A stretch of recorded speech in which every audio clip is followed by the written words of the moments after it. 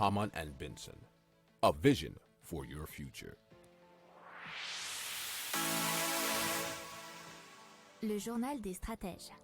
Allez, on parle de centrale nucléaire, mais nouvelle génération, puisque une centrale atomique classique produit de l'électricité en continu, en grande quantité et sans émettre de gaz à effet de serre. Mais bien sûr, elle génère des déchets radioactifs et qu'on ne sait pas encore bien stocker. Or, Transmutex a une solution, c'est de remplacer l'uranium par le thorium. C'est un métal qui est faiblement radioactif et qui est surtout présent en abondance dans les roches de quasiment toute la croûte terrestre.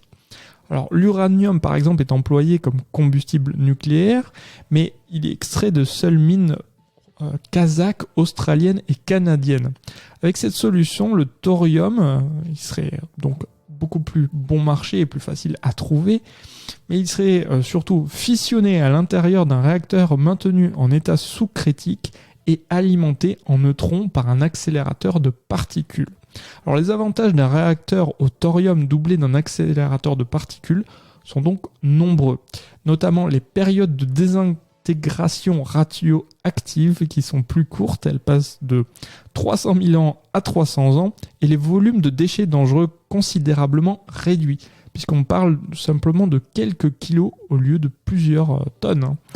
Un réacteur au thorium pourrait aussi être alimenté par les déchets des centrales nucléaires existantes. Alors, l'objectif de Transmutex, c'est de fabriquer un prototype de démonstration au début des années 2030. Ils ont déjà levé 8 millions de francs suisses, ce qui fait 7,5 millions d'euros, et dont 5 auprès d'investisseurs privés américains. Alors, le coût du réacteur pilote à environ 1,5 milliard de francs suisses, soit à peu près 1 milliard d'euros. Ça, c'était issu d'un article du journal swissinfo.ch.